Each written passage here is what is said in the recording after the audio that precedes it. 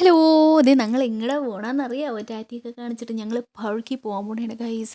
കുറേ നാളായി ഇവളെയും കൊണ്ട് പാർക്കിൽ പോകണമെന്ന് വിചാരിക്കണം. നടക്കണ്ടായില്ല. അറ്റ് ലാസ്റ്റ് നമ്മൾ ഇന്നലെ രണ്ടും കൽപ്പിച്ച് ഇറങ്ങി. പ്ലാനിങ് വളരെ തകൃതിയായിട്ട് നടന്നതുകൊണ്ടിട്ട് തന്നെ 8:30 കഴിഞ്ഞ് നമ്മൾ ഇറങ്ങിയപ്പോൾ.